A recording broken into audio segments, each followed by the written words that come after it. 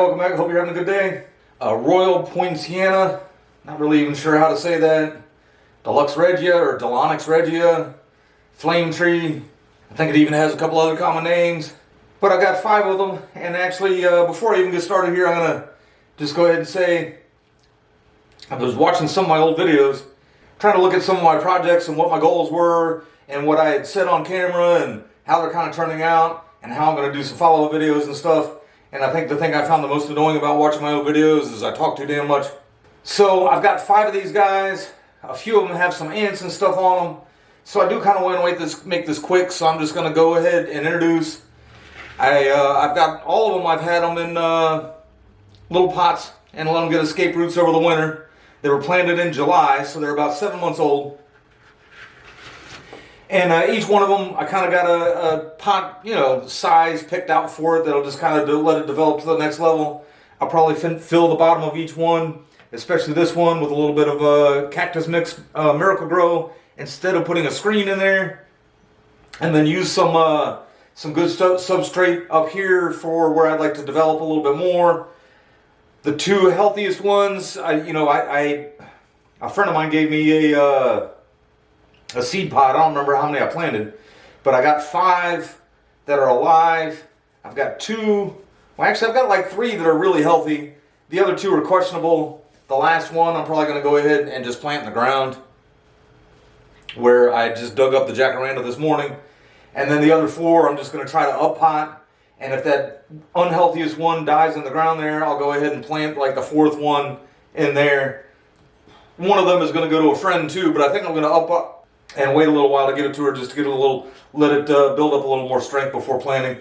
I am going to take most of the lower leaves off. Remember, these are compound leaves, so these aren't branches, these are just leaves. So I'm going to take some of the lower ones off. Our cold spell is all done here. So, repotting season is among us. You can see where this thing's got some new growth coming out of the top. I'm not going to do any chopping or anything. I'm just going to take off most of the older leaves, prune the roots a little bit, and just, like I said, try to sort the roots out some, but not much. And just really not talk much. I got to go in and out of the house a lot. I'll be out of breath, and I'll probably start sweating at some point. So I'm just going to do it, and maybe put some music to it or something like that. Anyway, here we go.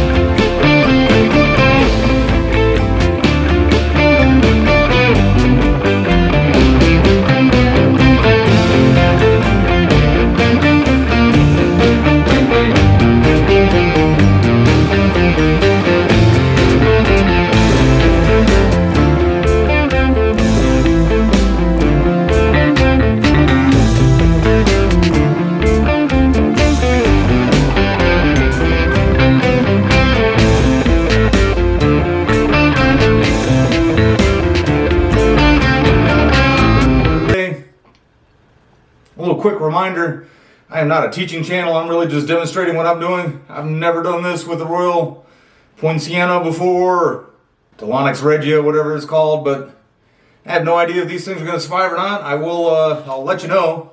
I do think the first one that I did, that I had in the deeper pot, probably has the best chance of being some decent material one day.